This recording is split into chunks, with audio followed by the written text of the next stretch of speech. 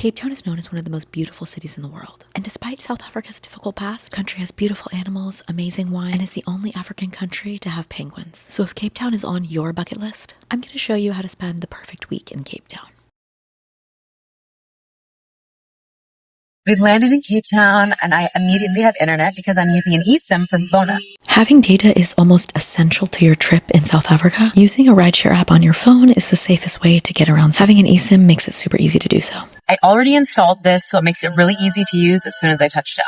The company that I purchased my eSIM from sent me an email, which includes all of the information that I need to actually install this. The package I got is called the World Starter Unlimited, so this not only works in South Africa, but it works in 55 other countries as well. I have unlimited data for the entire month, plus unlimited calls and texts, which is really helpful for if I need to contact local businesses. They also have various levels of plans depending on your needs, and eSIM support if for some reason something isn't functioning properly. It was really easy for me to install. I just had to follow these instructions. And just like that, I was connected for my entire trip. Okay, now let's check out some penguins. Boulders Beach is the only place in the world where you can see African penguins. As of March 2024, the cost to enter is 190 Rand, which is about $10.38 in US dollars. When you arrive, you have to wait in line and then pay before you are let in. They give you this cute little pamphlet, and there is some information around the whole place if you want to learn about these penguins. South African summer is the best time to visit because you will see the most activity. However, in January, you will see all of the chicks molting, and that is really exciting. November through February is considered South African summer. Now, if you can see here, basically, you are on a reserve. This is to protect the penguins, and that's why you have to pay to enter. There are guardrails that are set up all around, and you definitely get a very good view, but it is also pretty crowded. It was actually pretty difficult for us to take a selfie, and we were basically next to a lot of other people. So there are 5,000 of these penguins left, and I guess because the sardines are dwindling in amounts, they are suffering and not able to find food like they used to. Let me break down exactly when you should be going. September and October, they are known to be mainly in the water because they are fishing a lot. January is when you're going to see the most babies. In November through March, it's going to be the hottest, and that's going to be the easiest to swim in the water with them potentially. Although when I went in March, it had already gotten too cold for me to want to go in the water. And the main breeding season is between February to August, so that's when you're going to see the most penguins on the beach just in general. You're also going to mainly want to go in the late afternoon or early morning. However, there are going to be the most penguins in the late afternoon. But of course, this is also when there are the most tourists as well. Boulders Beach is right in Simontown, and Simontown is about 60 minutes from Cape Town. But if you're willing to drive 90 minutes outside of Cape Town, you can go to Betty's Bay. There are definitely going to be less crowds here. It's only 30 Rand for the entrance fee, which is a little more than $2 US, and it is whale season there from September to November. However, the difference here is that you cannot swim with the penguins in any season. I think in general for seeing the penguins, it's going to be a little bit more beautiful at Boulder Beach, but the trade-off is that there are more people. Now, from November to December, it is molting season, so you are not going to want to visit if you want to swim with them during this time. I should also note that the water temperature never gets higher than about 68 degrees Fahrenheit, which is 20 degrees Celsius. If you want to actually swim in the water where penguins are, you just have to keep continuing down, and then you will get to a spot where you can actually walk on the beach. When you see this sign, you're actually going to want to go to the right of it. If you go this way, it doesn't mean that you get out of paying the fee. At some point, you're going to have to pay the fee. So keep your receipt if you go to the visitor center first. And if you do this, you're going to find the best entrance to swim with them. You're going to come to a dead end, and it's going to seem very confusing, but just keep going and you'll see kind of a hidden entrance to the beach. So you can even look on your map, but look for Willis Boardwalk and Middle Beach, and those are going to be the more private areas. It's time to head to lunch, and we went to lunch by driving on Chapman Peak Drive, and it was so beautiful. Fish on the Rocks is an amazing fish and chips restaurant. All of the fish is fresh from the sea, and there are also beautiful sweeping views all around here. My friend who is from South Africa highly recommended it. You need to walk into the restaurant to order, and then you sit and you wait for them to bring it out. I ordered the grilled shrimp and then the fried fish and chips. Super flavorful, so yummy. I also ordered a roll, and then I ordered the tartar sauce because you order everything separately. And then I took all of that and I made it into kind of a little sandwich on its own. This was 10 out of 10. As you can see, it is so flavorful looking. I was impressed. So good. And all my friends were too. If you want to pay for an overpriced cocktail with a beautiful view, then you definitely should go to Camps Bay. The beach is beautiful here, and there are so many different rooftop bars that you can chill at. And like I said, get an overpriced cocktail, but I think it's worth it. We specifically started at Baptiste. There are a few other bars in this complex as well, but we just chose this one because it was on the top. If I'm being honest, I think that the vibes probably get a little more fun here later or on a weekend. There is a hotel here as well, so there's also a pool, but I think it's for hotel guests only. This was about 5 p.m. and you can see that there are not many people here at all. When we left about an hour later, more people decided to show up. So we're about to head to dinner in a minute. However, we really wanted to check out the beach here. And I didn't realize this, but people say you probably shouldn't swim in Camps Bay just because it is really, really cold. So we didn't go in, but my 2 other friends did decide to run in, and they definitely regretted it because it was so cold. But I'm sure on a really hot day, it would feel really nice.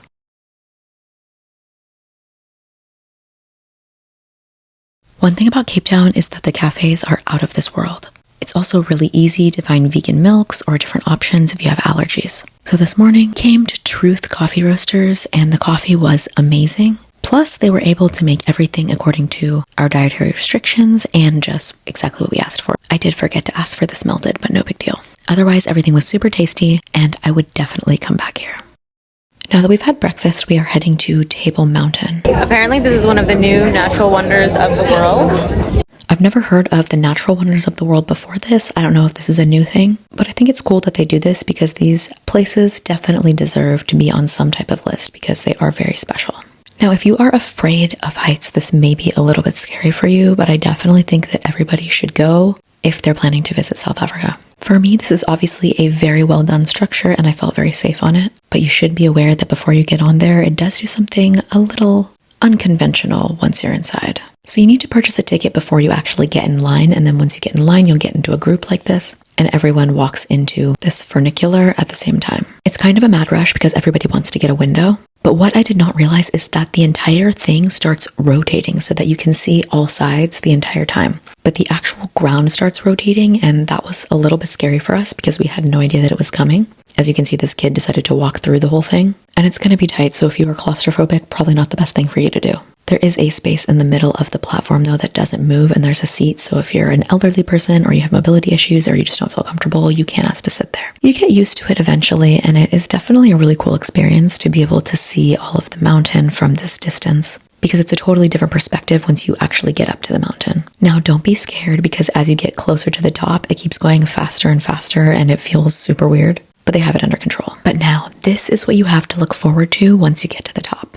Absolutely beautiful views of all of Capetown. You can see Robinson Island from here, which is where Nelson Mandela was kept in prison. And I did not even realize how far the whole area of this actual mountain goes. There are tons of almost like hiking, walking trails. It is really beautiful, and I actually really enjoyed my time here.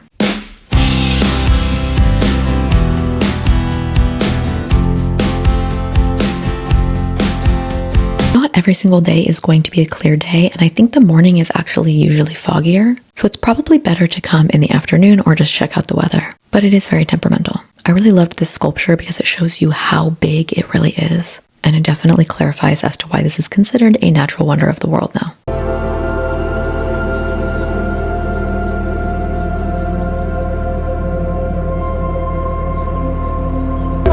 We're back in the cable car and we don't really have a window view. Since we had rode directly on the window on the way up, I did not mind being in the inside on the way down. It's the same beautiful views, so if you get a chance to be on the window one direction, maybe try not to do it on the opposite one.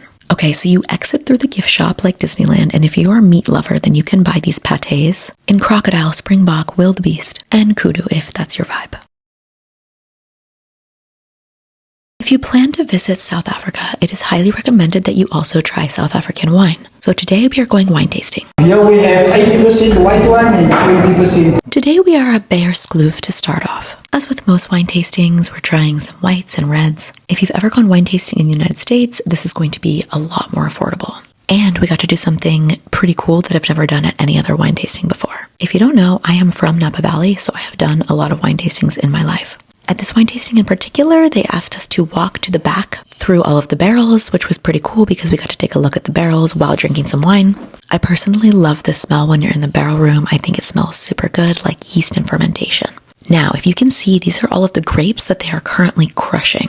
This particular winery still hand crushes all of their grapes, which is actually not particularly common in the United States anymore. I think it's just because of the high volume.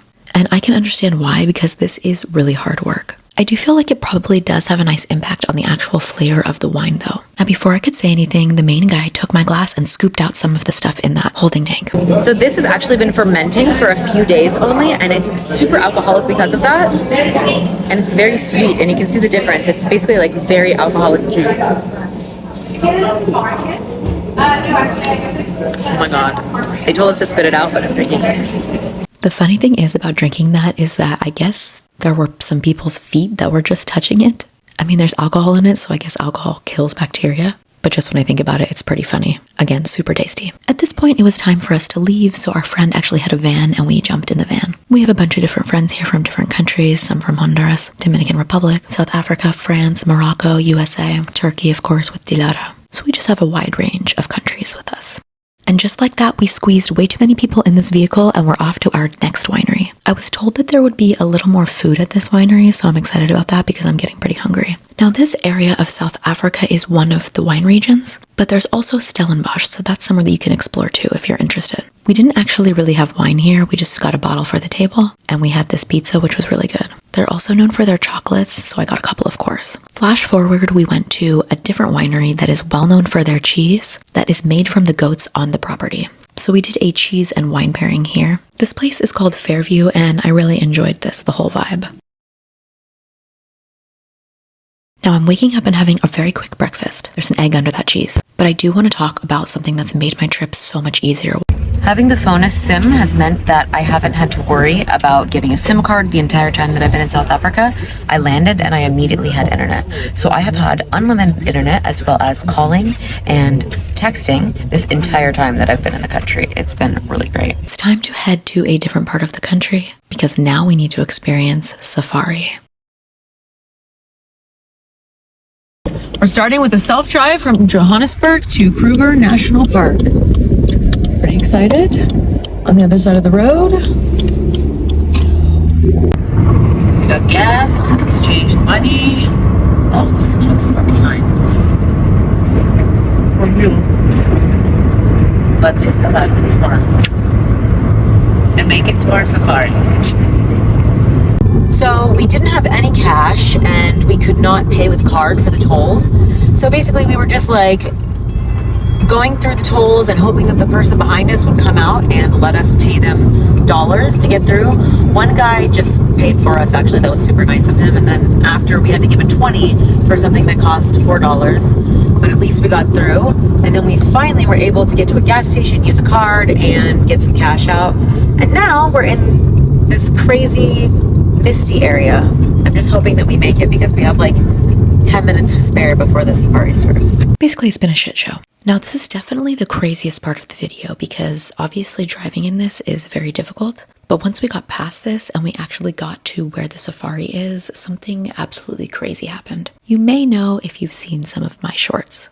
No, not that, don't worry. Quite literally, out of nowhere, this elephant is just crossing the road. I know that animals are wild, but I just did not expect this, and I really didn't know what to do. Obviously, I know that elephants are dangerous, they are part of the big 5, but he seemed pretty chill. And then I had no idea that wagging their ears is actually a sign of aggression, but obviously we made it out. We were very surprised, but we made it out of the situation, and then we even saw another elephant along the road. Someone did mention that this was a very bad idea to stop next to the elephant. But I think the elephant sensed that we were harmless and we were very friendly. Also, you can see me going to the elephant here, and I did not know that you are not supposed to do this to wild animals. Obviously, I did not use common sense. Again, we came out unscathed. If you thought that was crazy, it actually gets a lot crazier. We saw this rhino casually here, and I have never seen a rhino before, so I'm sorry for the bad quality, but I had to just use my phone and capture this really quick. We then saw a baby elephant and I assume a mama. They were so cute. Again, I had no idea about the ears, but we got away as soon as we could.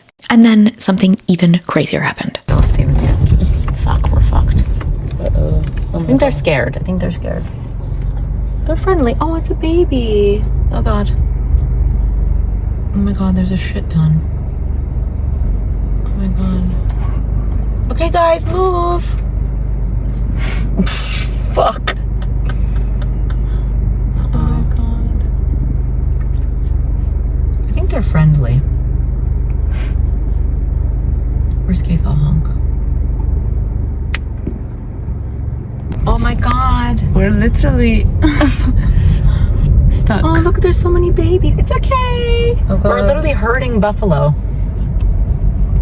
Please go. Look at this, and they're pretty Please go. curious. It's okay, God. Okay, guys, we're coming. Watched. Oh my God. And then there's more here watching. Oh my God. Maybe. Oh God. I think they're scared of us. Hello. We come in peace. Okay. This is a bit insane. Oh my God. Oh God.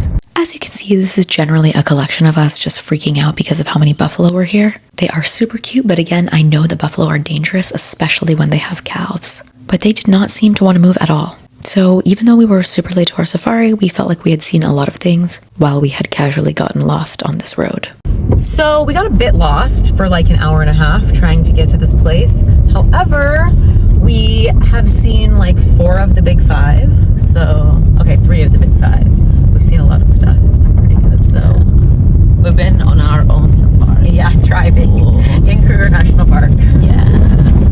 I actually did not realize this at the time, but we are not in Kruger National Park, but we are adjacent to it. The reserve that we're going to is connected to the park. Now, unfortunately, after staying at this safari camp, I can't necessarily recommend it, but my next long form is going to be about a safari that I do recommend. So we made it, and now we're rushing to go finish out the last half of the safari.